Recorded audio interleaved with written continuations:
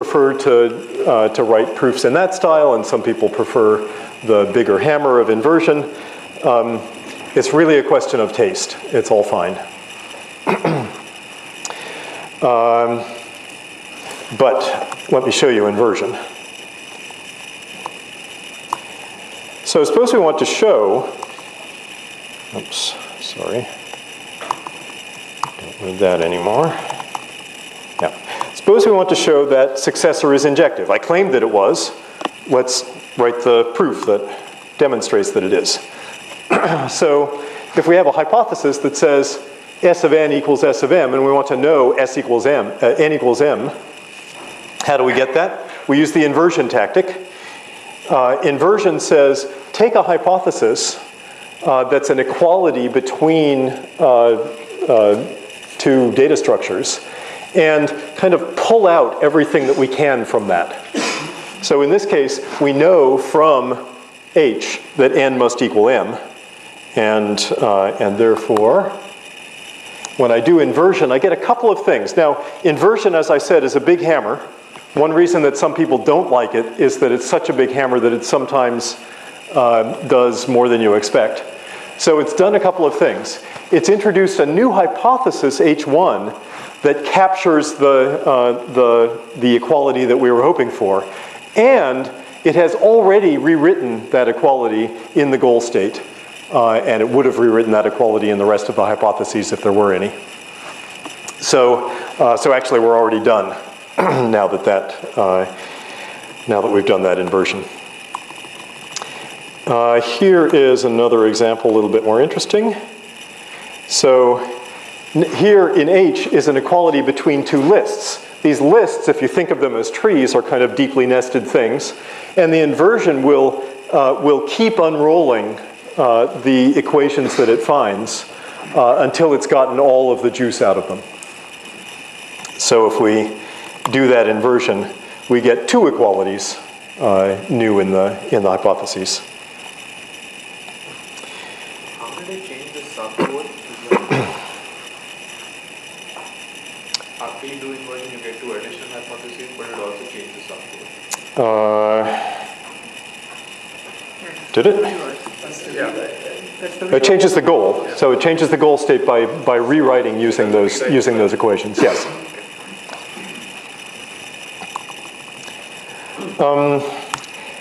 Since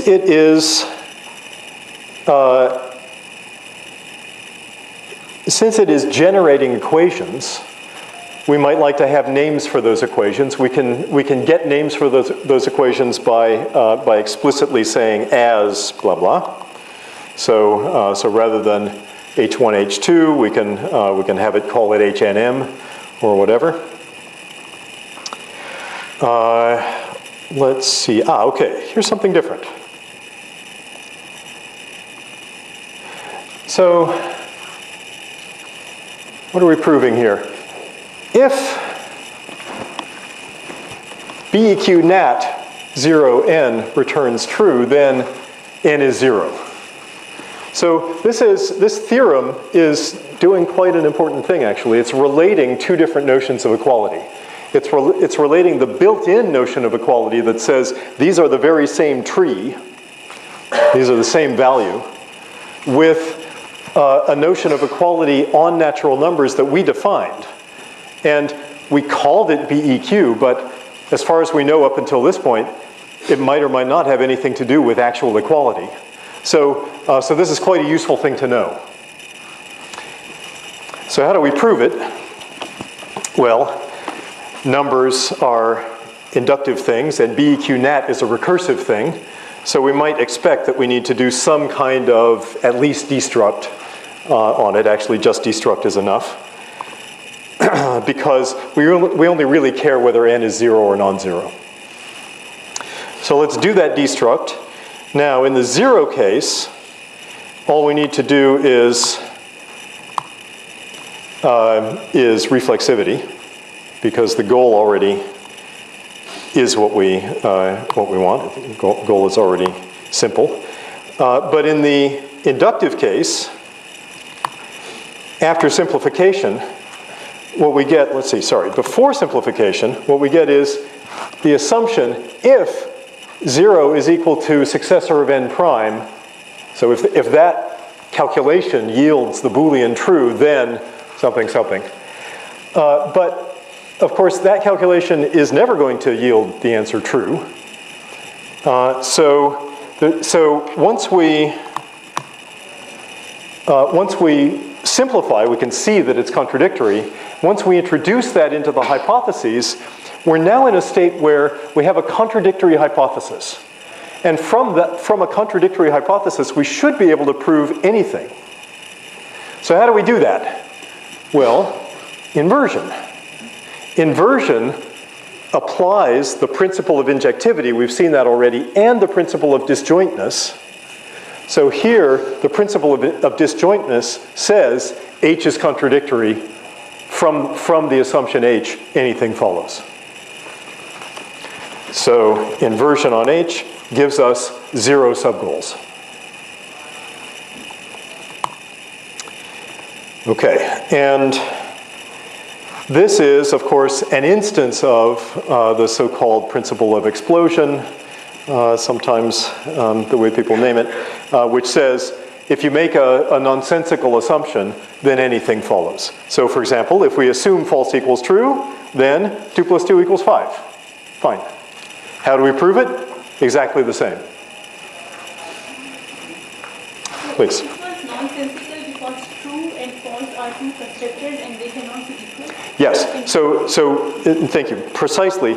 It's nonsensical because true and false are the names of two different constructors from a declared inductive type.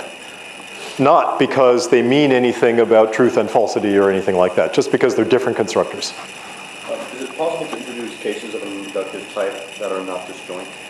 Is it possible to introduce cases of an inductive type that are not disjoint? No.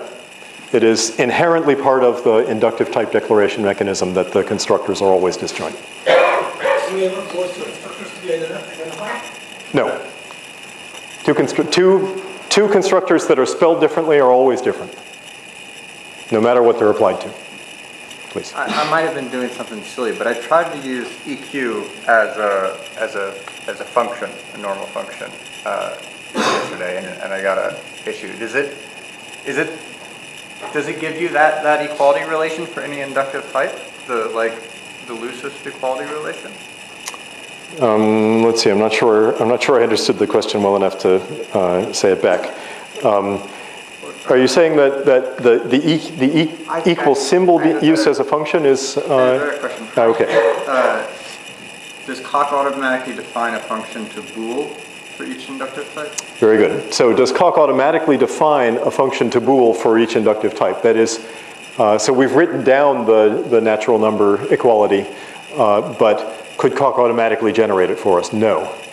Because there are some inductive types, we haven't seen any yet, but there are some inductive types for which equality is not decidable. So obviously it can't derive those. There are plugins for coq that will automatically derive equality tests for inductive types that do happen to be kind of obviously decidable, like numbers. But the bare coq doesn't have that.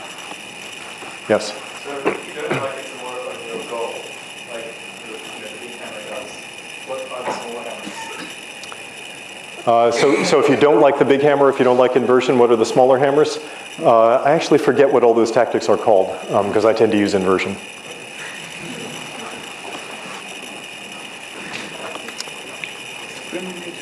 Discriminate and... Contradiction. Injection. Discriminate and injection. Thank you. Let's see. Let's go back here.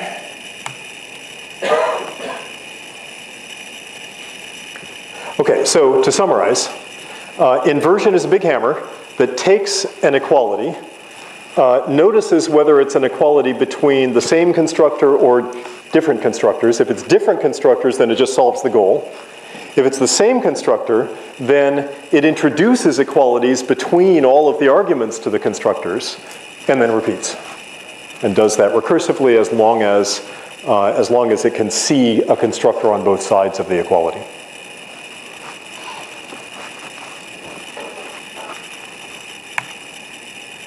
All right.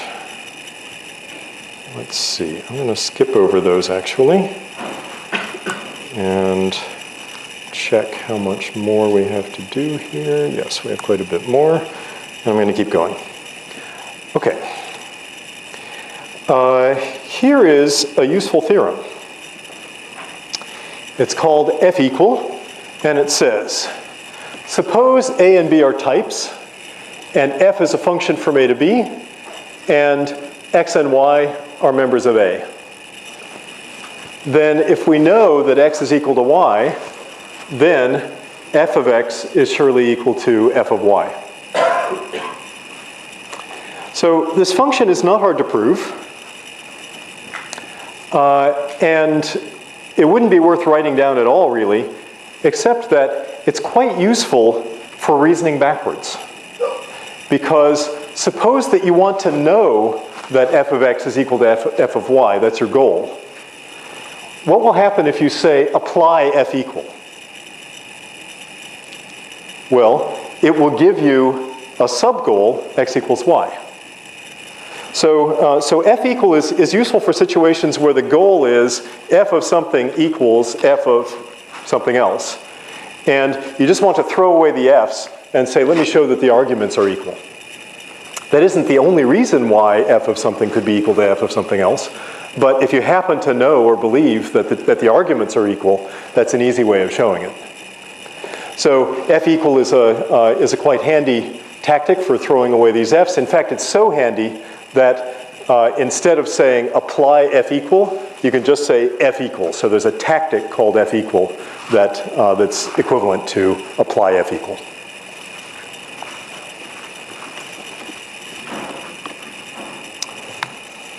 All right. A few more things to tidy up in this chapter. First, the style of reasoning that we've been doing so far is all backwards.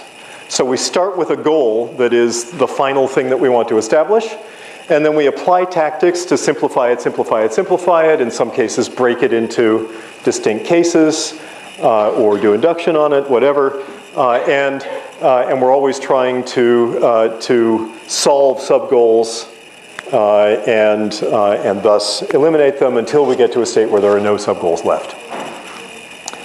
A different style is to reason forward.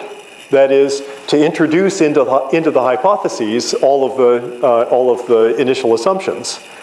And then to say, well, which hypotheses can we combine in order to show new things? And keep kind of reasoning forward in that way until finally we've established the thing that we want as our goal. In coq, backward reasoning is a little bit the default, just by the way the tactic language is structured.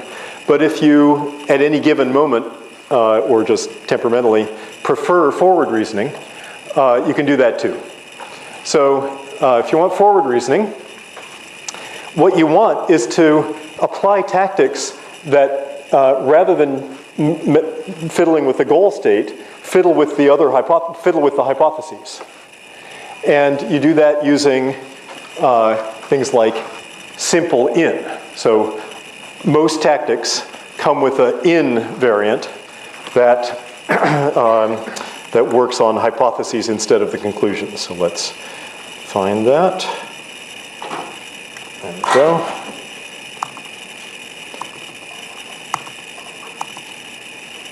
So suppose here's a hypothesis that's a little bit more complicated than I want. So let's try simplifying it by saying simple in H. Oh, now look, the hypothesis is exactly the same as the goal. And now I can just do apply and I'm done. That was a silly example, but it's an instance of a general observation that you may often get into a state where, excuse me, a hypothesis is too complicated and you want to do some computation on it to see what's hiding inside. And doing simple on it is nice. There's also, I think there's a slide on this in a second, but another variant is you can say simple in star, and that means simplify in all the hypotheses and the goal.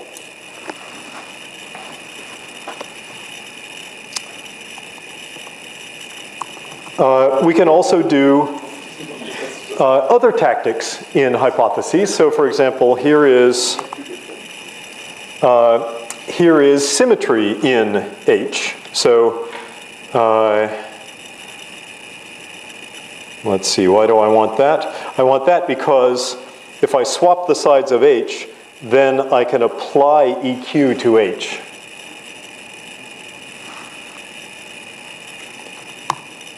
All right, because now H matches the left-hand side of EQ. Why the left-hand side? Because this is forward reasoning, so I'm combining things that I know. Therefore, EQ wants its hypothesis to be satisfied and will produce its conclusion. So if I now apply EQ in H, what I'm going to get is the conclusion of EQ replacing H. Please. If you wanted to keep around the original H. If you wanted to keep around the original H, then you would have to duplicate it, and somebody remind me what's the tactic for that? I forget, there is a tactic for copying a hypothesis. Remember would do it. Or if you wanted to throw away EQ, you could just specialize EQ with H. Or you could specialize EQ with H as well, so that's kind of doing it the other way, replacing EQ instead of replacing H. And similarly, we can, again, apply symmetry in H. And now we've got the thing that we need. Okay. Going forward. All right, one last little topic in this chapter. When we do induction, in coq as in paper proofs, it's important to be able to think about and control the induction hypothesis. Because if the induction hypothesis is too strong or too weak or not stated the right way, then the inductive proof is not going to work. And so let me show you a couple of situations where induction hypotheses can get messed up. Here is a double function. So it just recurses down a number and doubles it by replacing each s by two s's. And now, suppose we want to show that this function is injective. That is, that if double of n equals double of m, then n equals m. We could start proving this thing, and let me actually go to the proof so you can see what kind of state we get into. So there we are. We do some intros, induction. Now we have some zero cases. They're easy. And now we do intros again. Okay, and now here we are. Let's look at this goal. So it says we have to show that successor of n prime equals m. And you can already tell, if you think about it, that we're in trouble. Because we're trying to prove something by induction, but the thing that the sub-goal that we're in does not look like the induction hypothesis. The induction hypothesis is about n prime and m, but the goal is about the successor of n prime and m. So I just don't think that conclusion follows from those hypotheses. So what went wrong?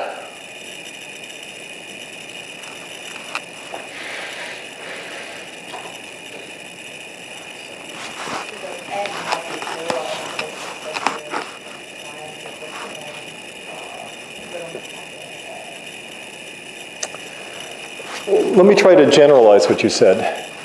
The problem here is that we're talking about lots of different n's, but we're only talking about one single m. And that's wrong.